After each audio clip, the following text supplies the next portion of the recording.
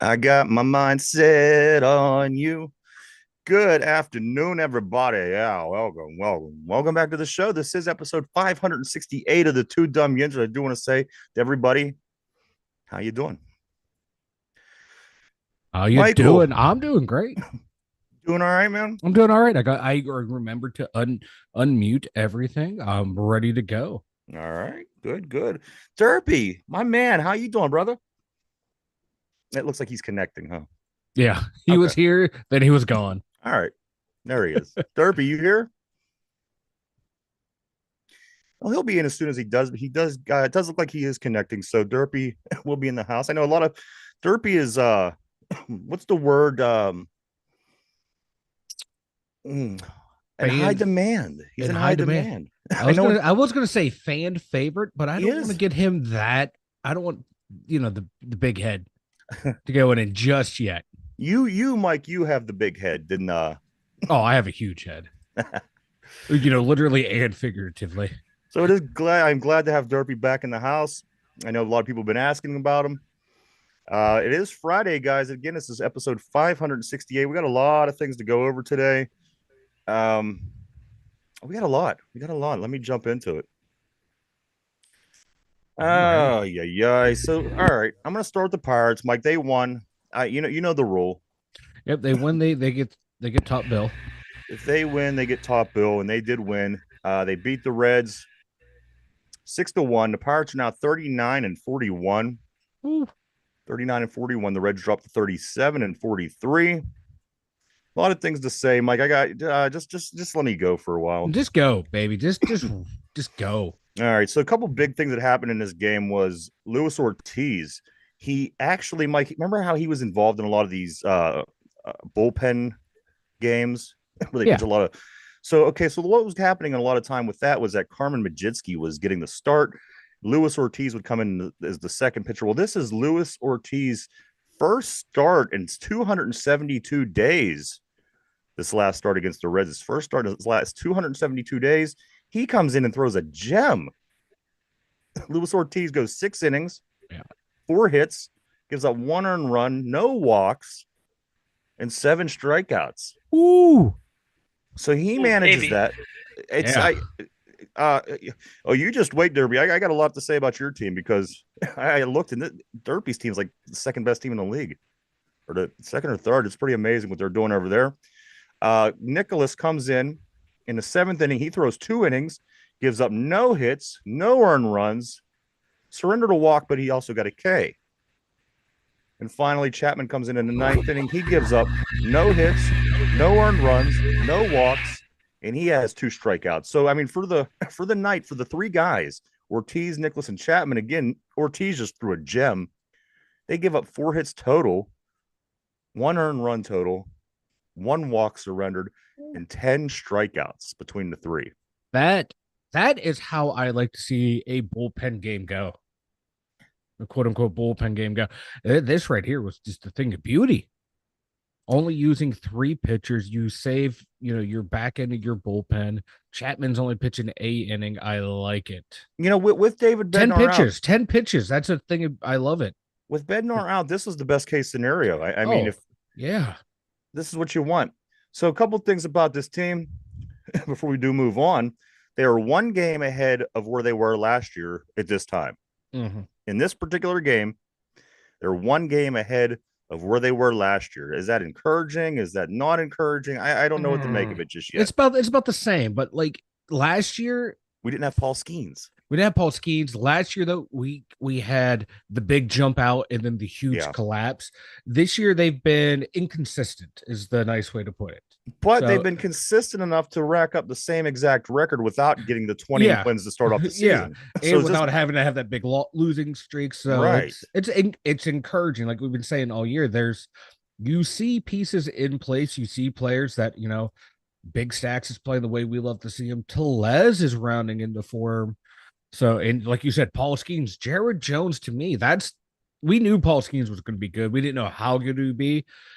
So I'm not surprised, but a little bit surprised. But the big surprise for me at this point is Jared Jones. I was not expecting this out of Jared Jones. I know. I mean, when you were asking at the beginning of the year what the rotation was going to be, he wasn't even in my rotation.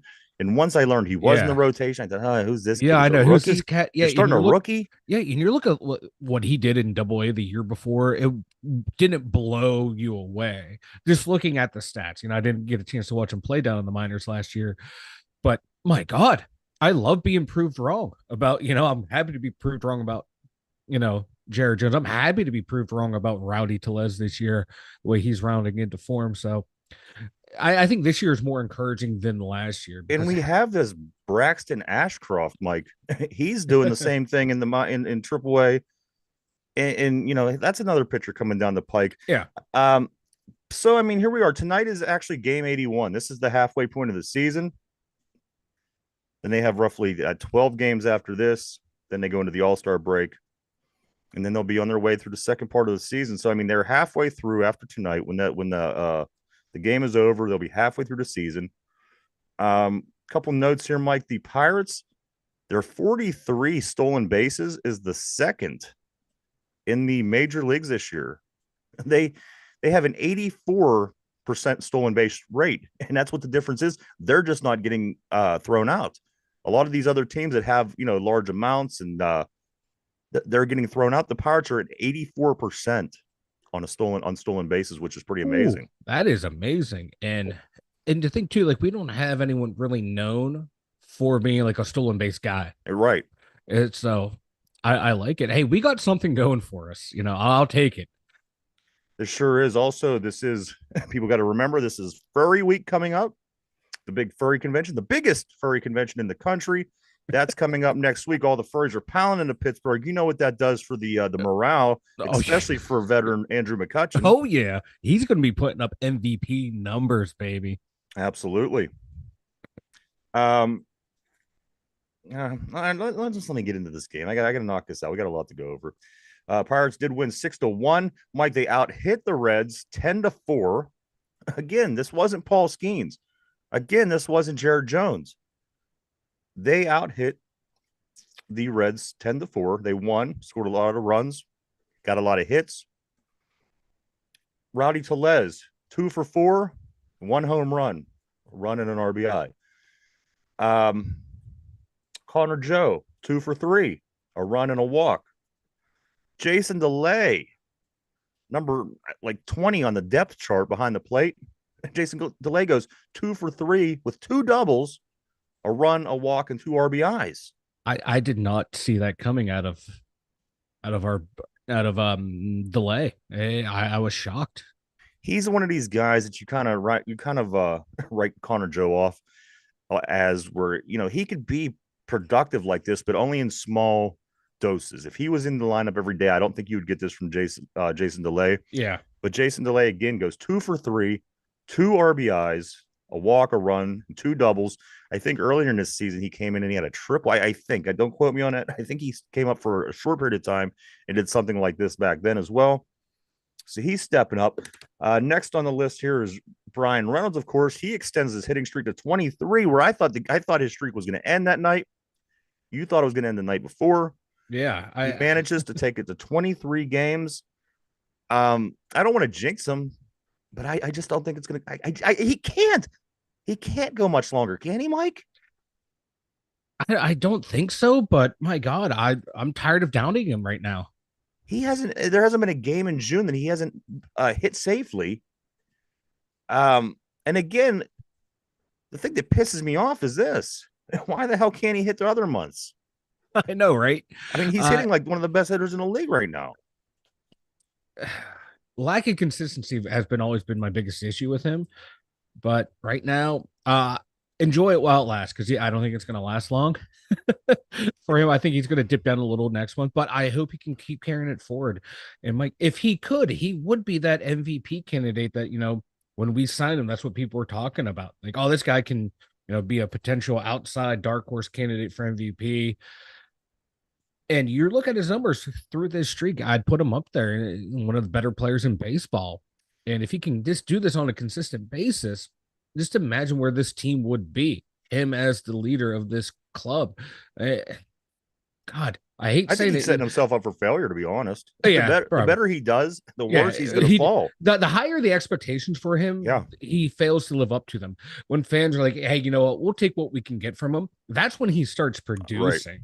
So maybe from now on, I'm just going to keep downplaying whatever he does, so he can just keep doing well. Next on the list is Andrew McCutcheon, who went 1 for 5 this game. He had one hit, two RBIs. One of the his hit was a home run. He did hit a home run. Um, Nick Gonzalez, Nicky G, he had one hit, one run, and Jack Sawinski had one hit, one RBI. The only two guys in the lineup that didn't get a hit in the last game against the Reds was Orno Cruz and Brian Hayes. But Okay, Mike, you Hayes. got to say, I mean, these guys are starting to look. The thing that's it's hard about this was 2 days ago I was ready to kill them all. Oh, I know. So here I'm going to say today they're starting to look good, but I don't know. I don't know what to make of this team. I never know what to make of this team, but ultimately it's always the same result. So I guess we do know what to make of this team, but they sprinkle little bits of hope along the way. They do that. That's pirate baseball. Like literally, baseball is that baseball meme that I see going around on Twitter. You live and die with every game. They win, they're You the really greatest club do. around. They lose, it's the worst team ever. And that's just how I feel about the Buccos. On any given day, they can be one of the better teams in baseball, and they can be one of the worst teams. I think they could beat the best team one day and lose to the worst team the next. We've seen them do it. They did it this year. My God. Hey, if we can play the Dodgers 162 games out of the year, I think we would be the best team in baseball. Sure I, seems that way. I'm going to petition the MLB commissioner just to have that. The highest payroll team against the Buccos every year. I think we would fare well. We then was an off day, so today the Pittsburgh Pirates are in Atlanta. Pirates going with that 39-41 record. The Braves, with the first wild card spot, has a 44-35 record. Of course, they're in second place behind Philadelphia in the East. Game one is tonight at 7:20. The pitching probables. This is interesting. Mm-hmm. So Martin Perez is back, which I couldn't wait for. He only Yeah. has a 1-3 record, but I think I'm glad he's back because now you could, Yeah. like I said, you could solidify your rotation, and by doing that, then you could soon start trying to improve your bullpen, which Yeah. it's just been a mess. You've been putting guys, plugging guys, playing guys. So Martin Perez with a 1-3 record of 4.71 and 46 strikeouts on the season. The lefty, he's going to be facing none other than an old friend here in Pittsburgh, Charlie Morton, which I didn't even think Charlie was alive, let alone still playing in the majors. It, Charlie it, Morton is 4-4 with a 4.20 ERA and 84 strikeouts on the season. Mike, back on our team that went to the playoffs in 13, he was in mm-hmm. that rotation. Yeah, he's back. My God, Charlie Morton. They keep offering him contracts, and my guy keeps signing. I don't blame him. Well done, Charlie Morton. I was never the biggest Charlie Morton fan. I thought it was like, why did we get this guy? His best year in Pittsburgh was 2013. He was 7-4. Before that was 10-10. I just didn't like, who is this guy? Then he goes to Houston and then Tampa Bunch of Bay, wins, and and he's just like he's been won a World dominant Series. pitcher. Yeah, ever since 2017 to now, he's been looking like the pitcher that everyone said he would be all the way back when we got him in 2009, 2010. See, when Like, he was in Pittsburgh, listen to this. The rotation, it was this AJ Burnett, Francisco Liriano, Garrett Cole, Charlie Morton, and Jeff Locke. So having Charlie Morton down at the 4 or 5 spot in the it was a rotation, good spot. it worked. And he Yeah, was a low ball pitcher. He was a ground ball yeah, pitcher, yep. and it was a nice combination with what we had. And I liked Morton in that spot, but we're gonna get another look at him tonight. Um, Also, Mike, the game goes through the weekend. Game two will be 4:10 tomorrow. This game, Paul Skeens is going to be back on the hill. Mike Paul Skeens tomorrow. He comes in with a 4-0 record, a 2.14 ERA and 61 strikeouts. He's going to be up against left-handed pitcher Max Fried. Fried comes in with a 7-3 record, a 3 ERA and 80 strikeouts on the season. He may be the toughest one we face this weekend because on Sunday, Spencer Schwellenbach. Love that name. Schwellenbach comes out. He's 1-3. with a 5.40, 25 strikeouts. He's going to be going up against Bailey Falter with 3-6 and 4 ERA and 54 strikeouts. And you got to remember, guys, that this game is going to be at 11:35 in the morning. Yeah. On Roku. Yeah, on Roku. I hate On this. Roku. Who the hell got Roku? You know what I mean? Like, come on. Like, oh god, like I'm happy Martin Perez is back, but man, talk about getting thrown right into the fire. I like it. The I first like game this back. You know guy. what? Hey, he's probably liking that too, man. Hey, throw me out there. My first game back against one of the better teams in baseball. Hell yeah, let's go, boys. If you're a competitor, that's what you want to be. That's what you want your first game back to be, that challenge. And I hope he can pull through. It's going to be a tough series. You know what? I'll be happy with a win. Yeah, I mean, if they can Yeah. steal 2 out of this, I'll be Oh, I'll be ecstatic. ecstatic. Yeah, but you know what? We won what? Did we sweep them or 2 out of 3 last time? I can't. No, I'm on the schedule I think page. they beat us 2 out of 3. No, we beat them. 2 out of. We won 2 out of 3. Did we? Yeah, Oh, that's that's what. right. That's right. Yeah, Because it was in yeah, Pittsburgh, and we said yeah. that wouldn't Yes, happen in yeah, Atlanta. Atlanta. So that's why I'm saying if we take one, I fine at that point it'll be a split between us, and I think that's the best you can ask for going up against a team like Atlanta. Just don't get swept. It's gonna suck because they have that number 2 wild card spot that's going to push us further down.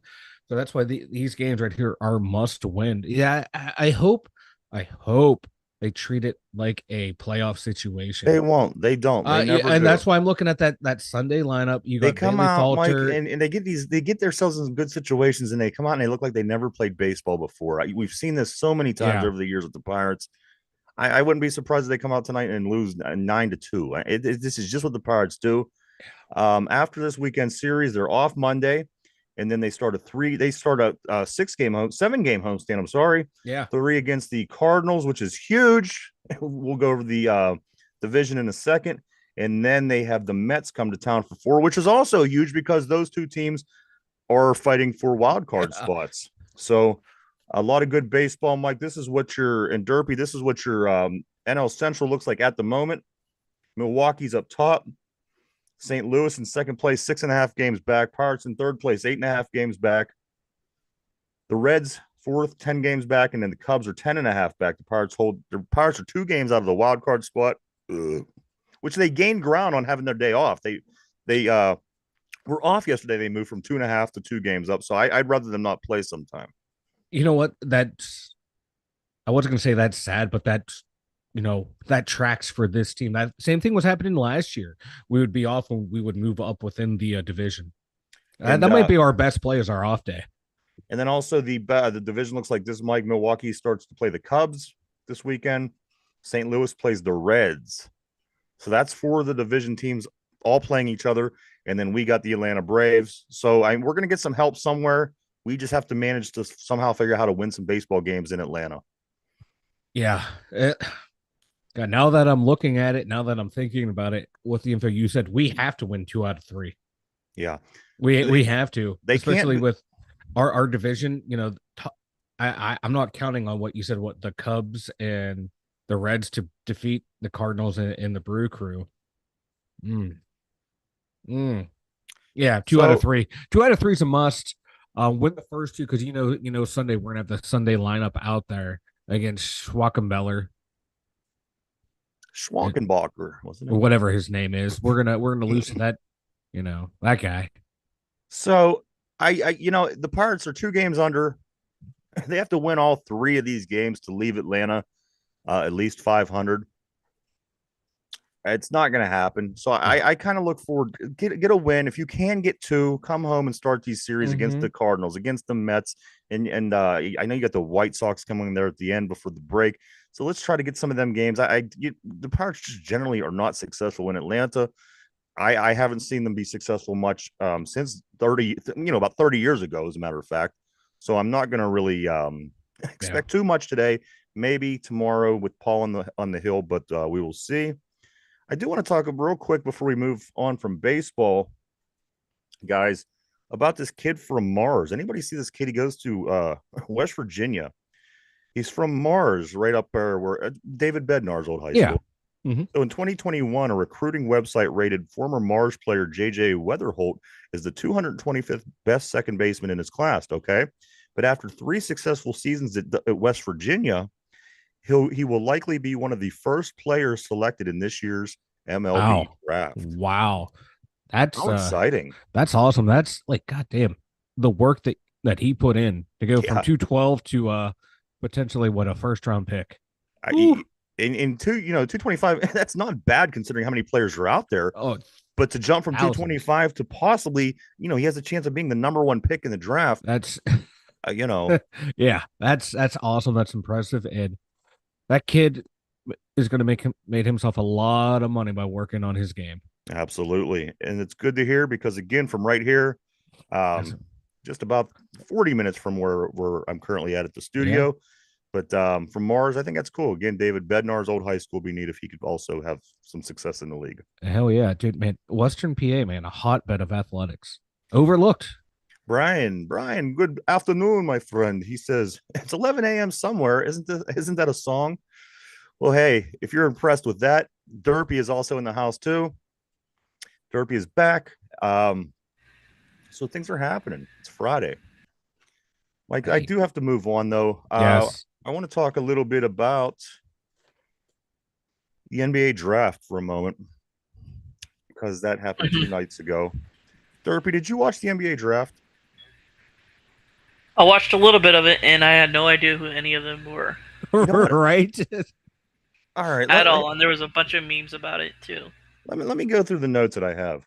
First of all, remember the guy from North Carolina, the heavy set guy with the hair. He was a black guy. He played in the big tournament this year that Oh yeah, everybody yeah, fell yeah, in love with. yeah, I yeah. can't think of his name. It's a real common name, but he didn't get drafted. But Bronny James, who scored what he averaged 5 points, Nine. he got drafted by the Lakers. So him and Daddy are going to be on the Lakers. They're the first father son. This is the first time a player got drafted into the NBA while his dad was still in the league. So this circus that is going to be the Lakers next year got Bronny, who scores 5 points a game, LeBron, JJ Redick is the new head coach, which there's already issues there. I don't know if you Yeah. guys are following Woo. this. That I, might be the shortest coaching tenure we've ever seen. so I find this I can't wait to watch this Lakers season play out because I think it's going to be it's going to be a disaster. It's going to be a circus at best. A couple other notes that I do have: the number one pick overall, the guy's name is Zachary Ristikar. He is got drafted by the Atlanta Hawks. He's a French fellow, I think. Oh, Yeah, yeah, he's from France. Brawny did get drafted at 55. He was a day two pick. Also, Blake Hinson from Pitt went undrafted, but he is now a Laker. It was less than an hour after the draft. The Lakers got a hold of him, signed Blake Hinson. Blake Hinson has logo depth. He's one of them guys. He could, as soon as he crosses the timeline, he can Yeah. literally pull up from Yep. anywhere. And then also Bub Carrington. He was a first round pick out of Pitt. He got drafted by the Portland Trailblazers and then got traded over to the Washington Wizards. So ouch. I know. So Bub Carrington is the number 14 overall draft pick. He is the third highest Pitt player ever drafted. Number one being Charles Smith. Remember Charles Smith, guys? Number one overall or number Mm, three overall. Played a long career with the Knicks. And then also Steven Adams back in 2013. He got drafted by the Oklahoma City Thunder, if I'm not mistaken. So we're going to keep an eye on Bub Carrington. We'll see how he does. 14 overall, guys, round one. that's That's awesome. yeah. So he'll be getting nice pay. He'll be getting bank, and then hopefully he'll do well in the league as well. Hopefully, real quick, here's Yeah. the last 10 people picked at pick 55. Let's see if you guys know any of these guys. Okay. Isaiah Wong. Wong, No. Guido. Gui Santos, There's like a Wong and a Guido so far. yeah, Aaron Wiggins, Okay. Jay Scrub, that's a good name. We got Kyle Guy, so we got a Got a guy. Remember Guy Wimper? Guy Wimper, Arnaldus Kulbuka, Nigel Williams Goss, Marcus Page, Caddy Lalane, and Samaje Christian. Yeah, I knew So all of them. Bronny joins an illustrious group picked at 55. He will be in. I'm not even sure Bronny James could beat Caitlin Clark. I would agree. I tell you what, though, the Lakers, they have the built-in excuse to go. It's all LeBron's fault. It's all Yeah. LeBron's fault. As he's out there still putting up like 30 points a game. It's all LeBron's fault, guys. He wanted this. What Even I though think, he championed, he reached out to the coach of UConn, who they were going to reach trying to sign as well. He's like, "Hey, man, I'd love for you to come out here. It'd be awesome if you were the team." And then he rejects it, and then JJ Redick's the coach, and now it's like, oh, LeBron championed for JJ Redick, even though like he was champion for the other guy. and JJ Redick, I mean, they're painting him out like Hitler over there now. So who knows? Who knows what's going to go on in this league, in this on this team? It's going to be entertaining, though. It will certainly be entertaining, but that's what the NBA's became. It's just more. It seems like more entertainment than sport. But you know what, Mike? I do have one thing that's very impressive though about draft day. Duquesne, of course, gained a lot of popularity and became known after their win this year in the big tournament here right downtown Pittsburgh. Duquesne is still the only school, guys. Duquesne is still the only school with back-to-back number one overall picks in the NBA draft. Back in, you have to go back a ways, 1955 and 1956. Still counts, baby. Still 1955 and 1956. 56, the fellow's name was Dick Ricketts. Great Talking name. about names. Dick Ricketts. That's a That's a great great name. name. That's an all-time name. And the guy the following year, 1956, was Hugo Green.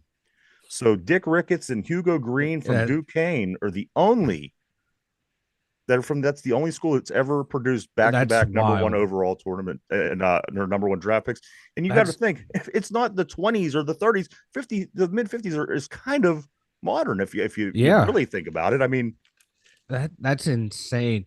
Because my God, you think all the great teams that Duke, North Carolina, UConn, players from Kentucky, the talent that those schools have produced, UCLA, my God. And you have to go all the way back to Duquesne in the 1950s. That is wild. Yeah. So, until somebody else does it, Duquesne's the only team that ever did it. Hey, man, they got that going for them, which is nice. They got that, and they got Tom Cruise's daughter. Yeah, that's right. No, that's Carnegie Mellon. Never mind. Yeah, that's right. My bad. Nonetheless, close. It's close. Duquesne can claim her. Yeah, that's insane. Brian said, Derpy, we were all glad you're back. I want you to listen to this, Derpy. Derpy, can you hear me? Yes. Break your presence known. Okay. I want to talk to Derpy for a minute, if you wouldn't mind. Brian on the board says this. He says, Derpy, we're all glad to have you back. The show just wasn't the same without you. You want me to read that again, Derpy? Read it again. All right. Derpy's head is going to be so well, that's all right. I want Derpy's head to be swollen because Derpy deserves it. Brian says, Derpy, we are all glad you're back. The show just wasn't the same without you. So you just keep that in mind, mister. You're a cornerstone on this show. You don't forget that, all right? All right. All right. I was going to turn it into a whole shrink session and have Derpy lay on a couch and, tell me about his life and his problems, but I'm mildly retarded. You can't go by me. So yes, we know this. So I just wanted to tell Derpy that. So Derpy, great job. Nobody has told you lately. You're doing a great job. Great job, Derpy. Pains me to say it, but good job, bud. We are talking. I do want to talk a little bit about Caitlin Clark, guys. She played last night. The Indiana Fever. They took on who they take on the Seattle Storm. I actually watched a little bit of this game. I couldn't stomach this president's the debate, so I went over and I started watching Caitlin Clark play. It was an all right game. The Storm wins 89-77. The Fever dropped to 7-12. Now they are on a 2-game losing streak after being on a 4-game winning streak. If you recall, they were 5 out of 6, 4 games straight. They now lost 2 games in a row. Caitlin Clark finishes with the team high 15 points, but there was a chick on the Seattle team who had like 34 points. I mean, she was just beasting it. Yeah. But That was last night. On Sunday, the Fever are back in action. They seem to be on this West Coast trip. They'd be playing the Phoenix Mercury. That game's at 3 p.m. on Sunday if you want to watch Caitlin get back at it. But the team is on a 2-game losing streak. They were hot, man. That they were hot. We'll see if they can pull it back together. It seems to me when they play the teams that are all in that level that they are, they're starting to play very good. You start to play like this the Yeah. Seattle team who's 10, 11, and 6. 11 and 6, 6 and 1 at home. Yeah, you're going to That's when struggle. you're starting to find, Yeah, you're starting to run into problems if you're Indiana. But you know what? I guess you got to crawl before you walk. You can't just jump in exactly. and start. Yeah, This team only won 13 games last year. yeah. We saw this. I hate to keep going back to that beginning of the Crosby era, but that's what we saw. They struggled against the good teams, but beat up on the bad teams at their level. And like you said, you have to crawl before you can walk, and they need a new coach. Yeah, She has no idea how to coach someone like Caitlin Clark. She has no idea how to coach. Period. It's just she's a terrible, terrible coach. I do like how all the other coaches in the WNBA are rallying around her when she gets criticized. Of course, you would rally around your competitor that sucks. Hell yeah, I want her to keep coaching.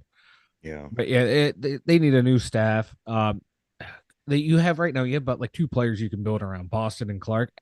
I tank the season, get another top 1, top 2 pick. That's Also, what I would do. Brian says tons of dudes selected high are from France. Yeah. Ain't that true? Those European guys, you always see some kind of a 7 foot tall white European in one of those top 3 spots anymore. I don't know what that's about. I don't know why they only breed them by the ones. I mean, I don't get it, but they do. 3 out of the top 6 were from France. 3 of the top 6 were from France. Number 1 and number 2 from France, and number 6 from France. Wow. Yeah. Yeah. And you figure last year's number 1, Wemby, was from France as well. It's crazy, man. Yeah. Ay, ay, ay. Geez. Well, we are talking about drafts, Mike. Let's jump over to the NHL draft, which you don't want to miss. This. It starts tonight at 7:00 p.m. The Pittsburgh Penguins, they don't pick till the second round. Mm-hmm. They have 6 picks overall. The draft starts tonight at 7:00 on ESPN.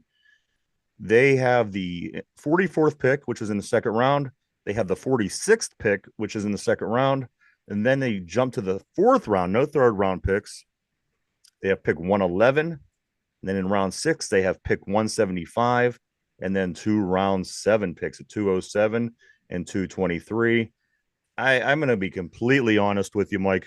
These guys that get drafted, with the exception of the few names that you obviously know, your Sidney Crosby, your Evgeny Malkin, your Alexander Ovechkin, your Connor McDavid, but there's 99% of these guys that come into the league that you know nothing about. It's different than college basketball. It's different than college football. You don't follow these guys through those big moments. You barely know their names if you do know their names. And it takes a while for you to even hear their name to get through the program and the system. So I gotta say, I don't think a lot of people, many people, any people get excited about the NHL draft, but it is tonight, guys. 7:00 game. Day 2 starts tomorrow morning, 11:00 a.m. on Saturday. But if you want to keep up on it, the NHL draft starts tonight, Mike. And the big thing for the draft is that's where a lot of the trades happen to start the off season. Is the draft, that first round. You usually see a lot of trades to kick off the off season, kick off free agency. That's like the real important part, because like you said, outside of like the top 5, if you have to be a hardcore draft nick to know who these guys are. And like you said, a lot of these guys you won't see for 3-4 years down the line. Even if they're a first round pick, they still have some development to go through. And Brian, if Caitlin Clark's teammates could actually catch the ball to receive a pass, they're like 2022 Deontay Johnson out there, clang, clang, clang, and those count as turnovers for Clark because her teammates can't catch the ball. For anybody that's listening on podcast, Brian did say on the board I love Christy Sides. Mike, I don't believe she turned the ball over 106 times in 19 games. Eh, Anyway, That's you like slice it. That's a lot of turnovers. that's like Angel Reese had 8 offensive rebounds. Yes, 7 of them were from her own missed shots. So When she airballed the layup, she jumped on the I other know, side and right? grabbed it. Hey, rebound. Hey, rebound is a rebound. I'll give it to her, man. You're getting your own shot back. Hell yeah. But if you're just looking at the stat sheet, yeah. Yeah, I mean, it's not good. I acknowledge Brian does bring that up every time him and I talk about Caitlin Clark, and it is something that she has to improve on. But there's a lot of good that she brings to the table as well. And ultimately, I think more for the league than for her team, if that makes sense. I think that she's greatly beneficial for that WNBA, more than she is, a individual player on the Indiana Fever, which I don't think that she's a bad player. I think that she has many talents, and obviously she showed that to us in the past. But they again, this is not a good team. They're still It's a building. terrible team. So if she gets a little bit of help around her, maybe those turnovers will go down as well. And also, I did notice last night against Seattle, they play very tough defense on her when the rest of the defense looks somewhat lax. Yeah. So, you got to put that in consideration as well. Yeah. But Caitlin Clark, guys, I'm having a lot of fun. Anybody anybody that says that they haven't watched any WNBA this year because of her, I think you're not being truthful. Yeah, like everyone's tuning in. People have to be tuning in just to see what's going on. Seattle was packed. Yeah, Seattle Stadium was packed. It's her. Wherever she goes, the people follow. And you know what? I think that I was kind of not overlooking, but kind of taking credit away from Angel Reese. I think she's getting it too, because I'm noticing in stadiums, arenas that she goes to and plays, they fill up pretty good too. Not as much as Caitlin Clark does. No, but they're filling it. They're But getting I like more. it. You gotta get bigger than life people. You got to get bigger than life personalities. Because again, you're spending your hard-earned money to go down and watch these people play. They got to be able to do something to where you look at them like they're bigger than life. That's why the women's sports isn't as successful. Because when you go to a baseball game and you see Ono Cruz standing there at 6'7" and he goes walking by you, this guy's a freak of nature. You're like, okay, I'm not this big. I'll never be this big. I'm never going to be as fast, as strong. And this is what I think part of the intrigue about sports is. Well, now, when you have WNBA, as I said earlier, I think that there's probably a lot of people out here in society that's as good as these players. And it may be male, but you know what? That's half of the market. So you have guys not wanting to spend the money because guess what? This chick just airballed 3 layups. Yeah. So I think that, you got to start developing personalities in this league where they had it first. They had the Lobos, they had Swoops, they had, all those people came and went. They have to do that again. They got to create bigger than life, larger than life players, because it's not going to be through the play. They're not going to do the things that everybody else can't do. It's just not going to happen. That's why I'm seeing a lot of people saying, "Oh, wait till Juju Watkins comes in and I can't wait for Juju Watkins." But like they're damn good basketball players, probably more skilled than like Caitlin Clark and Angel Reese, but they don't have the personality, right? And their play is not going to bring the eyeballs. And I think, like you made a statement the other day, that which is unfair. Like their skill should bring the eyeballs, but it's an entertainment world now. You have to made a point the other day, and I hate to admit that you were right. But Angel Reese, she wants to play the victim. She wants to play the face and the heel. Yeah, she wants to be both. But you know what? That adds to it, Mike. I understand that you can't. I know. But doesn't that make her even less likable for the people that don't like her, but more likable for the people who do like her? Yeah. So on. I hate to say you might be right. By her straddling the line, that's going to bring in the haters and bring in the supporters as well. Absolutely. And you know what? The top controversy creates cash, baby. And absolutely. The bottom line is people are going to tune in now, whether you hate her, whether you like her. This is what you have to create in WNBA. I think so far it's shaky, but they're handling it right. They have to continue. They have to continue to do what they're doing. Brian says the Las Vegas Aces play at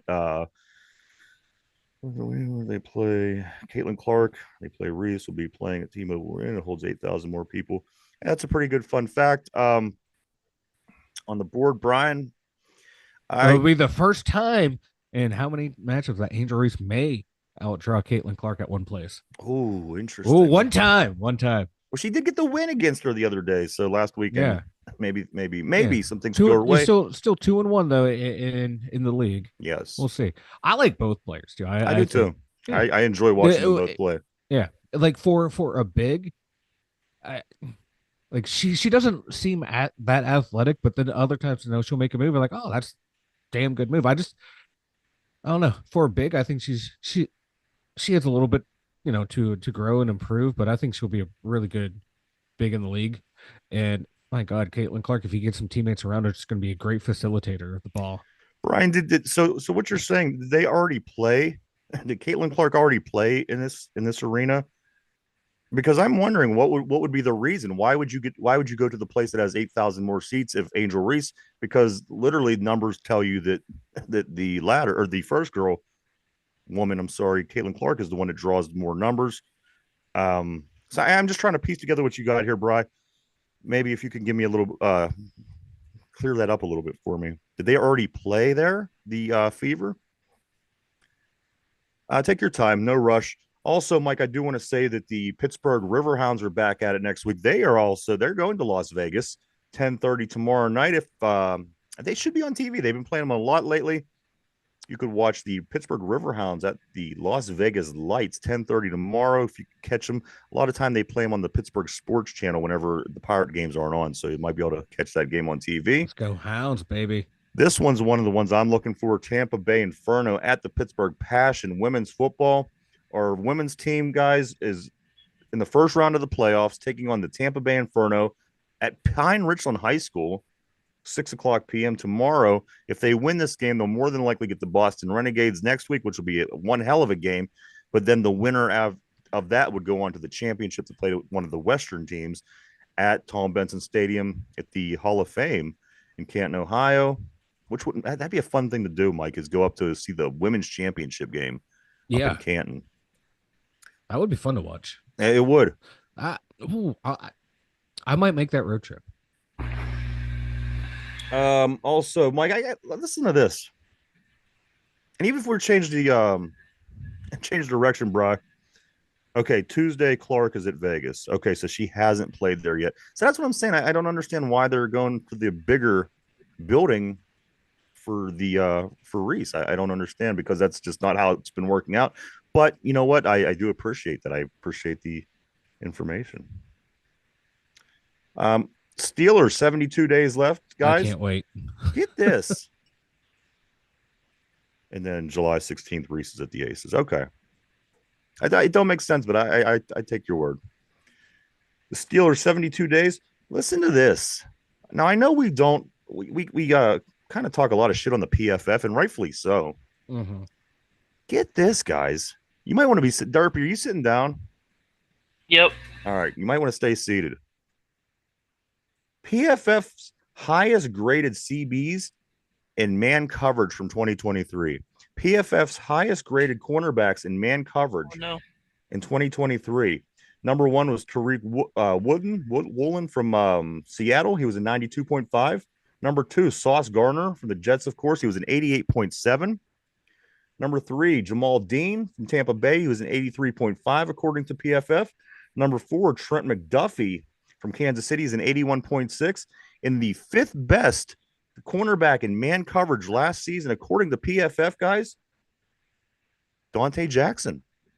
Wow. Dante Jackson. Pittsburgh with an 81.4. The fifth best man coverage cornerback in the league. And again, say what you want about PFF, but on the other hand, though, they hold some kind of weight. So I mean, basically, what I'm trying to say is it's not a complete and total rumor. The dude played well enough, this Dante Jackson, and that's just what we needed. I mean, if we got this cat on opposite side of Joey Porter, who's getting huge grades from PFF, again, I don't tend to live and die by PFF, but what they are saying, Mike, with this Dante Jackson being the fifth best man coverage corner in the league and Joey Porter on the other side, I'll take it. I'll take it. Mike Minka Fitzpatrick and it's safety. Come on, I mean, this could be huge. It could be a nice game or nice defensive pairing there. And like you said, you add in Minka, you add in Deshaun Elliott. Kazee, the Sutton. Its secondary is a lot better than it was last year. Secondary is looking pretty strong. I gotta, Yeah. and if it wasn't for that defensive line, I'd be feeling really good about this defense. I really would. And they say what it's the most expensive defense. Is it one of the most Well, yeah, expensive? I think it was the most.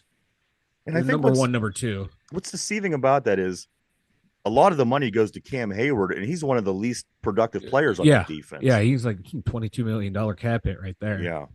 So I would like to be not be the most paid if we could have somebody that was actually a little bit more productive than Cam, Or spread that money around to a couple other guys. or spread that money around, and you could have that for other people. But I have two better younger, cheaper, better defensive linemen.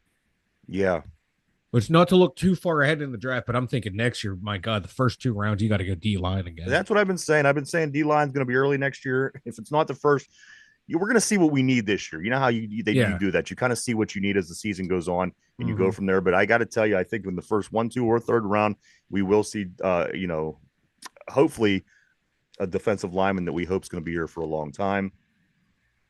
I also did want to say, Mike. Yeah, I don't know. I don't know if I want to talk about that. Let's talk about Derby. Oh, real quick here. The Indiana Fever at Las Vegas Aces moved from Michelob Ultra Arena to the T-Mobile Arena. So both games were moved. Oh, okay. Oh, wait. Yeah. Fever and Aces were both moved to the bigger arena. Yeah. All right. That makes sense to me. See, I mean, it wasn't like I wasn't liking what Brian was saying. I just wasn't understanding. Yeah. It just didn't make sense. They both got moved. Yeah. So that's awesome. That's awesome that if both those young women are trying, or now you have a second player forcing the teams to go to bigger arenas. That's even better. And then next year, Juju, I think next year Paige Booker's comes out. Year after that, I think Juju. So you get 4 of those. Woo.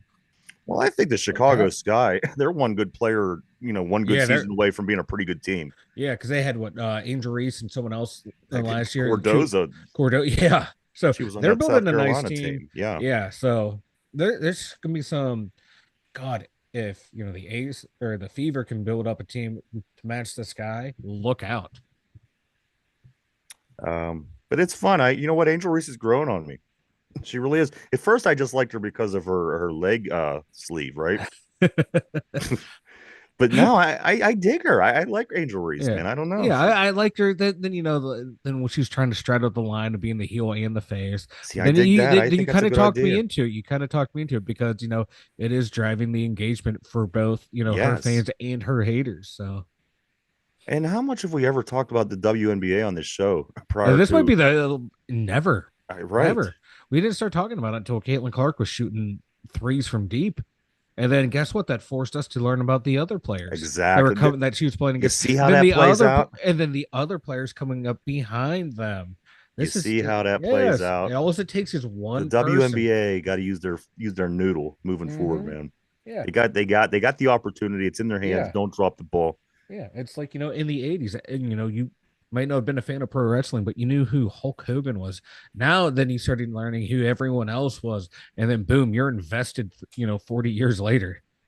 Bryce says the Ace has sold out all home games, all 18 home games at Michelob Ultra Arena. Capacity of 12,000 and 2 at T-Mobile, which is 20,000 capacity. Woo. So they're doing something good down there. I don't really know much about the Aces. I'm sure we'll learn, but you know what? Congratulations. I say good for them. I am a huge supporter of this WNBA movement, and I hope other people join along as well, because I think it could be a good thing. It could be a cool sport. It could be cool to follow. And I got to tell you, I'm not hating. I'm not hating following this. So, and I forgot the Ace. That's where Aja Wilson plays. Oh, that's what. So no wonder why people are selling. I forgot she played in Vegas. She's the only person more popular than Caitlin Clark. She leads the All-Star votes. Yeah. She's just a goddamn beast. Yeah, she is a beast. Mike, why don't you go ahead and tell everybody about the website, man? The2dumyinzers.com. I thought you swallowed your microphone. I know, right? I know. I got way too far. I got way too excited. You know what? We were talking about Caitlin Clark, Angel Reese, and Aja Wilson. Do you find Caitlin? Let me ask you this real quick. I seen something that Brian did have on his social media. Do you find Caitlin Clark attractive? And don't just be the cool guy. Don't be the funny guy. Be honest with me. I don't find her attractive. I don't find her unattractive. She's in that middle area. Like, you look at her, You don't want to say cute, don't want to say pretty, don't say Right. ugly. She's Right. well, look at me, She okay? So like just take that, she's a how I'm passing judged. grade, right? Yeah, yeah. Like I wouldn't like, hey, if I would date someone who looked like her, I would be perfectly Yeah. happy with the way she looks. But like if you're going like just based on looks, oh, she's not knocking you out like kind of Right. like like we know who all beautiful women are, but she doesn't repulse you. But you but the total package with her, the I kind gotta of be person she honest. seems to be, the athletic ability, everything, that just makes her more attractive. But Right. to me, she's like average. I'm below average. She's average. So I would be out kicking my coverage. Caitlin called me. Um, I was kind of not offended, but I thought that AB was crazy when he said she looked like Mel Gibson. But she does kind of have a little Mel Gibson. And I'm not saying that she's not. I agree with what you Yeah, said. I think yeah, you gave a good explanation on what it is about yeah. her. But she does kind of have that Mel Gibson look to her. I'm gonna be honest with you. Dude, they showed one of the dudes from the NBA draft. They're like, I don't mean to be offensive to either party, but this dude kind of looks like Caitlin Clark, and Caitlin Clark kind of looks like him. And you're looking at him, you're like, if he was a little bit more light skinned and Caitlin Clark had a little more melanin, yeah, they would look like the same person. It's like it's like people who have like the average features. Right. They all kind of look the same. Where you once you start to move up the scale or down the scale, that's when you can differentiate. For me, You she's gotta like have, right in the yeah. middle. But like She's I a said, I plain girl. yeah, She I'm don't, a she plain doesn't looking wear a guy lot to of below makeup. average. But like she would be someone that hey, she liked me. I'd be like, hell yeah, I'd date her. All right. Enough of this. Mike, Yeah, tell us about just the call website, me. would you? Oh, over there you can there's a secret button that you can find with all my Caitlin Clark fan fiction involving me and her all over at the2dumyinzers.com. But before you go looking for that, check out the blog, check out the merch store. Just check us out. All of our links for Ryan and I social media, all at the2dumyinzers.com. Go check it out, everybody. www.the2dumyinzers.com. That's www.the2dumyinzers.com. All right, guys, it's time for the question of the day. Of course, everybody knows that Brian Reynolds is riding the longest streak in the majors right now, 23 games. So, for that reason, we are going to lean toward hitting streaks for today's question of the day. Before we head into the weekend, are you ready? People at home, people listening, people watching, and people on the board. Here is the question of the day. Here we go. Derpy, you ready? Yes, sir. All right, here we go. Brian Reynolds has the current longest hitting streak in the Major League Baseball. Joe DiMaggio holds the record for the longest Major League hitting streak. How many games is Joe DiMaggio's hitting streak? How many Ooh. games is Joe DiMaggio's hitting streak? Take a minute to think about that, guys. We're live. We're live 5 days a week right here, Monday through Friday, 11 a.m. to 12 p.m. Eastern Standard Time. The brand new live shows that we do every single day, we take and we upload over on Spotify and podcast form. If you couldn't catch the show, maybe you just want to listen to, maybe you only can listen to it. You're in the gym, you're in the car, wherever with your earbuds in. You could always go over and check out the brand new show every day on Spotify. Check it out. All right, guys, question of the day is this. Put on your thinking caps. Brian Reynolds has the current longest hitting streak in the majors with 23, I'm sorry. Joe DiMaggio holds the record for the longest hitting streak in the majors in history. How many game hitting streak does Joe DiMaggio have? I'm going to start with Derpy. Derpy, how many games is Joe DiMaggio's hitting streak? And I like this because it's common, but it's not that common. If you ask me how many home runs Babe Ruth, or I'm sorry, Hank Aaron had, I know it's 755. And I know that Babe Ruth had 714. So this is common. However, it's not that common. Derpy, Brian Reynolds has a 23 game hitting streak, which is the longest in the league. Joe DiMaggio holds the longest record streak ever. How many games was Joe DiMaggio's hitting streak? I'm gonna go 42. 42. Derpy says that Joe DiMaggio's hitting streak is 42. That's not a bad guess. Brian on the board said he's guessing more than 23. That is correct. Mike, Brian Reynolds holds the current longest hitting streak in the majors right now, 23 games. Joe DiMaggio holds the all-time majors hitting streak record. How many games did he go? Derby says 42. 56. 56. Is that your final answer? Final answer. Two pretty good picks. All right, Brian on the board. If you wanted to give it another shot, of course, it is over 23. You want to take a stab? P, good afternoon, sir. So what up, P P? says 59. 59 is P's guess. Mike says 56. Derpy says 42. I'll give another moment. See if anybody else wants to chime in. Again, guys, don't forget the NHL draft starts tonight. Got a lot of things going on over the weekend. All right, question of the day is this. Brian Reynolds has the current longest hitting streak in the majors right now, 23 games. Joe DiMaggio holds the record for the longest hitting streak in the majors.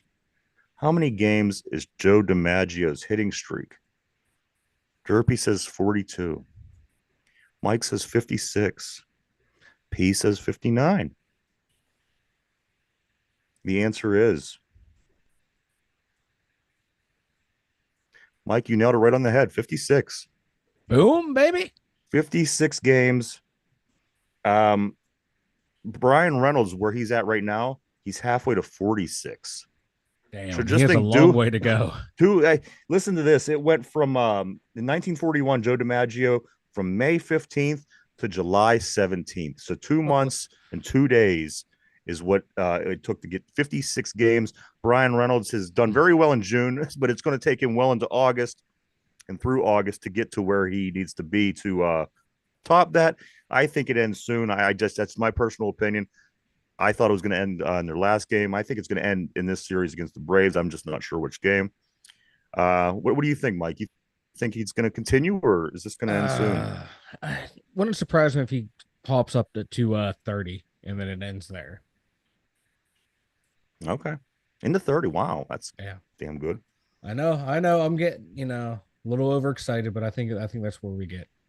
But I do want to say, don't forget, everybody, you could always go on and vote for your favorite Pittsburgh Pirate to go to the All-Star game, because we have the power. It's a voting system. Go vote for Brian Reynolds, Paul Skeens, Jared Jones, whoever you like, Andrew McCutcheon. Vote these guys in because this game is going to be in a couple weeks, and you can see your favorite players there if you vote them in. Let me catch up on the board a little bit. Brian says Mike and I both have got the trivia context today. P says I was going to guess 43, but then Mike said 42. Yeah, I mean, like I said, it's a common knowledge, but again, it's not an easy common knowledge. Yeah, I know that Hank Aaron hit 755. I know this. I'm never going to forget that. But Joe DiMaggio's streak, I won't remember. That's the one that sticks out to me is the hitting streak one, because there's a lot of guys every year, it seems like, that start getting up around 30. People go, oh man, he still has 26 more games to go. I can't imagine. I can't believe how ugly he was. And then he was with who was the chick? Marilyn Monroe. Yeah, dude, he was a toad. Yeah, Joe DiMaggio. Yeah, but he had that riz, though, as the kids say. He was, he had that charisma. I guess. Like all those ugly, like Joe Namath. I mean, come on, he was a toad. And all the chicks liked him. I don't know. I don't know, Mike. Next time we will be born with looks, not brains, right? Hell yeah, baby. A couple things, guys, before we do start to wrap it up for the weekend here. If you want to catch Hacksaw Jim Duggan, Mike, I know you might be into this. Hacksaw Jim Duggan, July 6th, will be at the Pittsburgh River Hounds, when they play the Monterey Bay. Monterey Bay, is that how you say that? Yeah. They play Monterey Bay, 7:00 p.m. on July 6th. Hacksaw Jim Duggan will be down at Highmark Stadium. You can go down, meet him, get an autograph, shake his hand, all that kind of cool stuff. Also, the Clarks, Mike, they're going to be local here at Mario's Dockside this summer. That's always a cool show for down there. And one thing that one question that I got for you guys that I'm not a big fan on, here in Ross Park Mall, kind of close to where Mars is, they now have upfront parking, and you have to pay. Like, you know how you can get a good spot at the mall? Yeah. And they have, but it's reserved. You could park right in front of the mall, but now you got to pay for those spots. Are you for or are you against that? I'm against that. I am too. Big I time. am. Yeah, like have your handicap spots, and that's about it. Not a fan at all of that pay to No. park close. I think it's anybody's game. It's a dog eat dog world. If you get in my way, I'm gonna at least sideswipe you to get Yeah, my or spot. if you or have valet parking. I'm okay with valet parking. Someone Yeah. go and get my car for me. Yeah, but like paying for front side parking, no. You get there, you get there. If you're lucky to get that spot, you get that spot. Roll of the dice, baby. That's part of the fun and excitement of navigating the mall parking lot. Hey, we got time for one more. Check this out. 19 out of 20, 19 out of 24. Did you catch this one, Mike? Do you know what I'm gonna say? No, sorry, I was reading P's All right, comment so real quick. 19 out of 24 police in the newest recruit class in Pittsburgh failed the psychological test. 19 of 24 police in Pittsburgh's recruiting class coming in failed the psychological test. They are all getting the opportunity to take it again. Wow. Yeah. Wow. You know what? That doesn't surprise me that they've that many failed. That doesn't surprise me at You know all. what I hope Like, that I hope that it's reacted to accordingly. I think yeah. it's insane. You can't have No, psychopaths being police no. officers. Come on, 19 out of Yeah. 24, Mike, failed. And you already have 40% of police officers have been reported for domestic violence against their Exactly. partner. You this like This is a problem, you America. I'm sorry, you failed the psych profile for a cop once. You're done. You're done. I'm sorry. There's no redos, man. They're going to take because the number was so high. They're going to let them take it all again in case it No, was the test. no, That's no, the no, logic here. no. Those 19, you're done. And Thank that's you. what it said in the article. It said, I mean, it's going to be a litmus base basically to see if the testing was wrong or this is just a bad group of guys. So now they know. Now they know. Oh shit, man! Yeah, I gotta go or back gals, I change guess my you could answer. say. I gotta go change my answers now. Yeah, Like P said, what could go wrong? exactly. Come on, Here we go. how ridiculous. P, I Baseball. also go ahead, Sorry. Mike. You could read I that. was going to read. Yeah, baseball has too many stats. I'm convinced America has lost many potential mathematicians ending up a basement dweller crunching on baseball on base percentage. I think you're right, P. Yeah. My lord. Yeah, Well, because you see all these dudes talking baseball and they have all these stats and they know them. Boom, boom, boom. Y'all should be working for NASA or something. baseball, you know, and that's one of the things I do love about sports. Numbers always came easy to me, and I do like that about baseball. Mike, what do you got, man? Anything for you ready to take off for I the got weekend? nothing.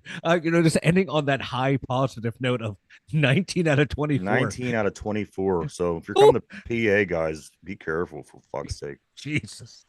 Um, I don't mean to laugh, but no, I no, that's about all I can do it's at this crazy. point. Derpy, what about you, my man? You have anything to say? Well, I'm glad to be back. Derpy, you were Thanks for the kind message, Brian. yes. Brian has asked me multiple times. I've heard from other people, Derpy. Glad to have you back here on the show. Everybody missed you. You are a big part of the show, my friend. And it's always good to have you here. I do want to say thank you, everybody, for coming and hanging out with us, checking us out today. We greatly appreciate each and every one of you. Appreciate each and every one of you. We wouldn't do it without you. We want to thank everybody on the board. Of course, you guys always keep things interesting. I do want to say this: a lot of things going on. So just let me give you a quick run through. I know that I already did, and you're probably ready to go. But the Pirates back at it tonight. They play the Braves in the first of 3 games. Charlie Morton is going to be pitching against us. I think that's interesting, being that he used to be such a big part of this Pirates team, especially when we were good. The Indiana Fever, they play on Sunday. They play the Phoenix Mercury on Sunday at 3 p.m. You can see Caitlin Clark playing against Phoenix. Also, the Penguins, the NHL draft tonight, 7 o'clock on ESPN. Day 2 is tomorrow. It starts at 11 o'clock. You can see the NHL draft. Pittsburgh Riverhounds, they play at the Las Vegas Lights. That game is 10:30 tomorrow night. The Pittsburgh Passion, the women of Pittsburgh, they go up against the Tampa Bay Inferno at Pine Richland High School. That game's 6 o'clock tomorrow in the playoffs. If they win, they move on to play the Boston Renegades. And I do believe that's everything. Mike, do you hear anything that I missed? I believe you got it all. And I do want to say one more thing. I do want to give a shout out and a plug to Brian Pasquale on the board. Yes. He is the host of One Man's Opinion at WBVP Radio. And tune in to watch and listen to his show every week. It's on Facebook, YouTube, and the radio station WBVP. Again, that's Beaver County Radio every Wednesday at 5 o'clock, 5 to 6 o'clock. You can tune in any of those places, check him out and listen to Brian. He has a lot to say about sports, always a great time, and I think you will enjoy. So do check him out because he always certainly does give us good word on his show. Pieces, I got stuck in military security for a few years. There were trash cops and good cops just trying not to rock the boat so they could Yeah, I hear you, man. You know what? That's one thing about this politics. I was watching this debate last night. I mean, everybody's compromised. If you're a good cop and you go to a bad police station, what are you going to do? You're going to be the one good cop while everybody else is. They have a system. It's like Washington. If you're a good politician, you're not going to go to Washington and change. You're not going to change Washington. You're not. It's a machine, and it's compromised. And even if you wanted to, I don't think that you could go and change it. It is what it is, and it's not a good thing. So that's my opinion on that. Other than that, guys, speak now or forever hold your peace. I got nothing. Derpy? Mike is very bald still. Welcome back, Derpy. I love it. But you're just jelly because I am this beautiful, baby. You're jealous of Caitlin Clark and I's relationship. There you go. The new Travis and Taylor, right? Hell yeah. Move over. All right. But I do want to say thanks one more time, everybody, for Derpy. Derpy's back again. For Mike from the Steelers Central Mobile Studio, myself, the two Dum Yinzers. Everybody have a great weekend. Stay safe, and we'll see you first thing Monday morning. Have a good one.